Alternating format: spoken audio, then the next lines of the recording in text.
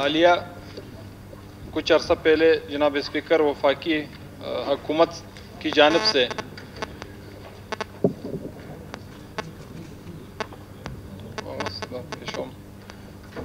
قوم و ملک کو اعتماد میں لیے بغیر سعودی عرب سے مشروط طور پر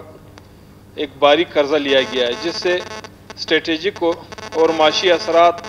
ملک بالخصوص پر بلوچستان پر پڑیں گے۔ لہٰذا یہ ایوان صوبائی حکومت سے سفارش کرتا ہے کہ وہ وفاقی حکومت سے رجوع کرے کہ وہ مشروط طور پر لینے جانے والے اس بھاری قرضے کی تمام تر تفصیلات سے نہ صرف اس ایوان بلکہ ملک و قوم کو بھی آگاہ کریں۔ اس پر ابھی میں جی ایڈمنسٹریٹری وضاحت فرمائیں۔ شکریہ جناب اسپیکر۔ یقیناً جس طرح ماضی میں جناب اسپیکر ہم مختلف ممالک کے ساتھ اسٹریٹجک پارٹنر رہے ہیں اور یہاں پر کافی معاشی معاہدوں کے حوالے سے ہم نے معاہدے کیے ہیں، اکثر و بیشتر جو ماضی میں دیکھا گیا ہے یہاں پر جتنے بھی معاہدے ہوئے ہیں خصوصاً 79 کے بعد یہاں پر ہم ایک بڑے پارٹنر کی حیثیت سے اس خطے کے حوالے سے امریکہ کے پارٹنر رہے اور ہم نے بڑی خوشی منائی اس وقت کہ ہم ایک انٹرنیشنل قوت کے ساتھ پارٹنر ہو کہ ہم اپنی ملک میں معاشی انقلاب برپا کریں گے، اس سے اس ملک میں خوشحالی آئے گی، اس ملک کی معیشت مستحکم ہوگی۔ لیکن اس وقت بھی ہم نے کہا تھا کہ ہمیں جو معاہدے ہم کرنے جا رہے یا جو ہم کر رہے ہیں اس سے اس وقت کے پارلیمنٹ کو ساتھ ہی قوم کو اعتماد میں لے کے آگے بڑھنا چاہے، لیکن بدقسمتی سے یہاں پہ تو اکثر و بیشتر فیصلے مسلط کیے جاتے ہیں اور اس کو آج ہم دیکھ رہے ہیں کہ جو معاہدات ہمیں اس وقت کی حکومتوں نے دیے ہیں آج اس کی وراثت میں ہمیں کیا مل رہا ہے، تباہی کے سوا، بربادی کے سوا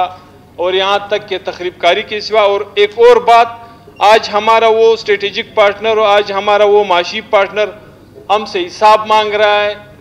ہم سے کہتا ہے کہ آپ نے ہم سے پیسے زیادہ وصول کیے جبکہ آپ نے ہماری خدمت کم کی ہے، جبکہ آج ہم اس کو کہتے ہیں کہ نہیں، آپ کے ساتھ اتحاد میں رہ کر ہم نے 40 سے 70 ہزار جانیں گنوا دیے ہیں، ہماری سرزمین پر خون کی ہولی کھیلی گئی، تو کیوں نہ اس پر بات کی جائے کہ چونکہ سعودی عرب کا اس خطے میں جو ایک حیثیت ہے اور اس حیثیت کو وہ جس طریقے سے استعمال کر رہا ہے اور خاص کر اس پورے ریجن میں مذہب کے حوالے سے اور دوسرے کافی چیزوں کے حوالے سے اس کے جو اثرات پڑیں گے، تو خدا نخواستہ کل ہم ایک ایسے جنگ میں اپنے آپ کو تو پھر دھکیلنے نہیں دے جا رہے کہ پھر ہمارے کھاتے میں تباہی ہو، بربادی ہو، پھر آج ہی کی طرح جو ہم سے حساب مانگا جا رہا ہے کل وہ بھی ہم سے حساب مانگے۔ تو اس پر چونکہ اس کے ایران کے ساتھ ایک صورتحال چل رہی ہے اور اس کے اپنے اس ریجن کے حوالے سے ایک مخصوص صورتحال کا ان کو خود ہی سامنا ہے، تو یہ جو امداد ہمیں دی جا رہی ہے اس امداد کے بدلے خدا نخواستہ پھر تو ہماری خون نہیں لی جائے گی، پھر تو ہماری سرزمین پر ایک اور جنگ لڑنے کی تیاریاں تو نہیں ہو رہی ہے۔ آج اس کے ساتھ دنیا میں آپ دیکھ لیں جو اس وقت صورتحال ہے، تو اس صورتحال میں خدا نخواستہ اگر کل پھر ہم بحیثیت قوم، اور ایک بات اور میں کہوں، جس طرح ہم شروع میں چیختے رہتے تھے کہ یہ جنگ جو اس وقت امریکہ نے ہمارے اوپر مسلط کی ہے یہ کفر اور اسلام کی جنگ نہیں ہے، یہ مفادات کی جنگ ہے، ہمیں غلط راہ پہ ڈالا گیا۔ جب ہمیں غلط راہ پہ ڈالا گیا، ہمیں وہ پیسے دیتے رہے، ڈالر دیتے رہے، ہم اس پر خوشیاں مناتے رہے، ہم یہ سوچتے رہتے تھے کہ اس سے ہم ایٹم بم بنائیں گے، اس سے ہم فوج مضبوط کریں گے، اس خطے میں ہماری ایک حیثیت ہوگی۔ آج وہ ساری چیزیں اپنی جگہ موجود تو ہے، لیکن ہمارا اندرونی جو صورتحال ہے وہ ہم سب کے سامنے ہے اور وہ خود اس پر لکھ رہا ہے۔ آج وہ جنگ کسی اور کے ہاتھ لگ رہی ہے، آج اس جنگ کو